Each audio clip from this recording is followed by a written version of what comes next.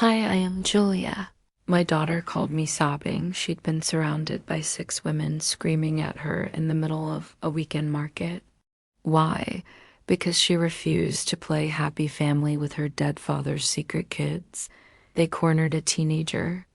So I gave them a dose of Judgment Day they'll never forget. If you've ever been underestimated, cornered, or flat out lied about, especially by people pretending to be holy, then you're going to love this one.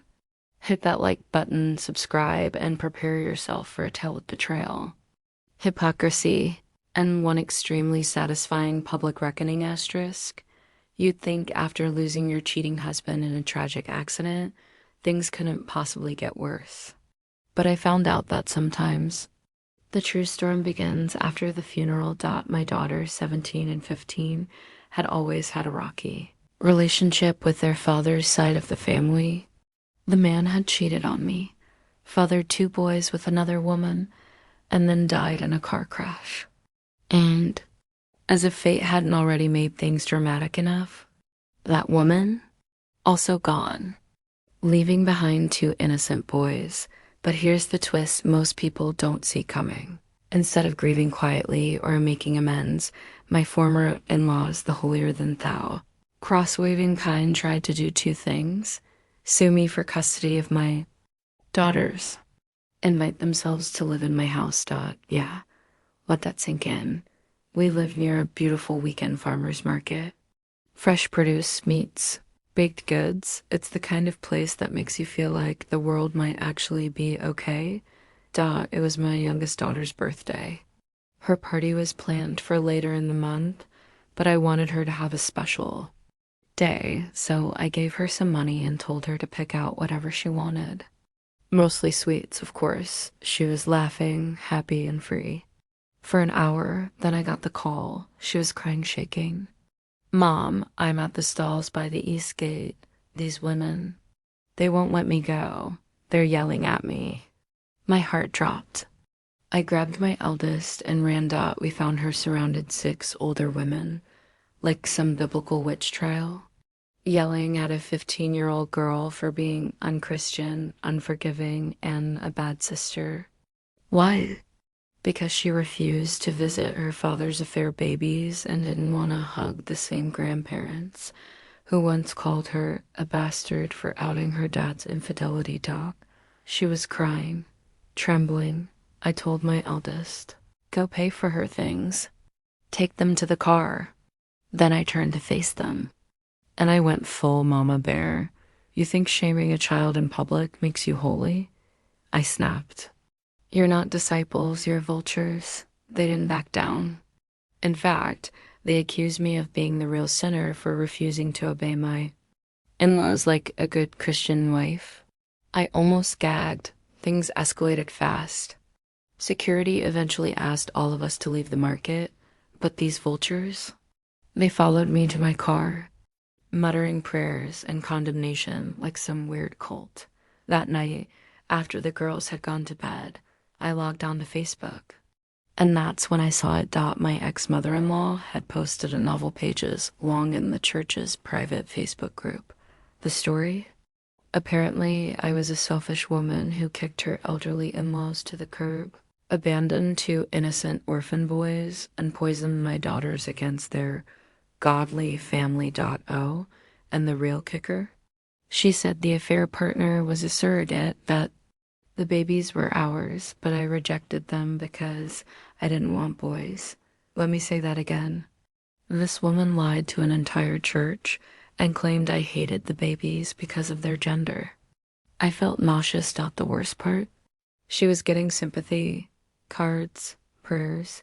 People were pledging to help her reclaim her family. But here's what she didn't know. I had receipts. All of them. See, I was still in the middle of divorcing my ex when he died, which meant I had every text, every photo, every email saved for legal purposes. He wasn't just a cheater. He was a chronic liar, and his parents, they knew. They enabled it.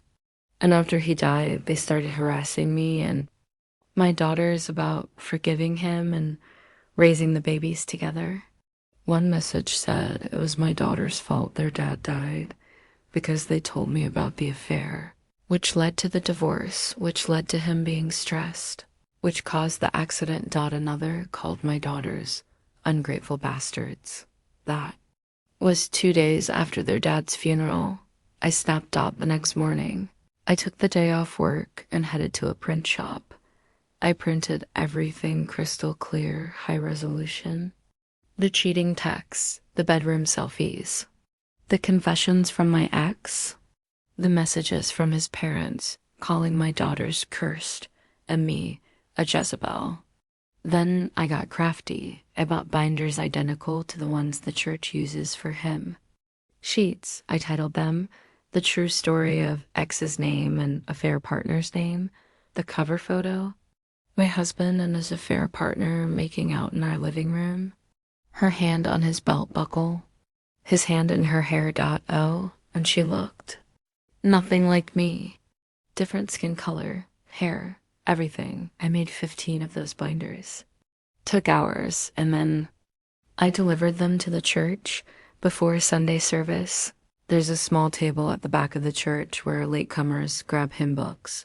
Nobody monitors it. Perfect place for a little divine intervention. I slid the binders right in, blended perfectly, and walked out. By noon, the church Facebook group was on fire. People were furious, accusations, screaming matches and comment threads. The pastor had to step in to beg for calm. One woman called my ex Sodom Reborn. Another asked if the in-laws had sold their souls, and then, like prophecy, came the fallout. My ex-in-laws were shunned. Like full-blown public disgrace. People stopped talking to them. They were asked to step down from their volunteer duties. Someone even egged their mailbox. They posted one last pity post on Facebook, whining about how no one cares for the elderly and how their son would have taken care of them. Spoiler, he wouldn't have. He didn't even leave them money. He left that to me and the girls, probably out of guilt. 2 members of the church even mailed handwritten apology letters to my daughters, admitting they believed lies and hoped for forgiveness. And the cherry on top, the church invited me to join their support group for abandoned wives. Apparently, they now see me as misguided but redeemable. Cute. Asterisk revenge doesn't always have to be loud. Sometimes it's printed, hole punched, and slipped into a hymn binder. And sometimes, justice smells like fresh ink and hypocrite tears. Asterisk, if this story gave you chills, go ahead and smash that like button. And tell us in the comments, what's the most satisfying revenge you've ever seen or pulled off yourself? Subscribe if you want more jaw-dropping Kayleys of karma doing its job. One binder at a time.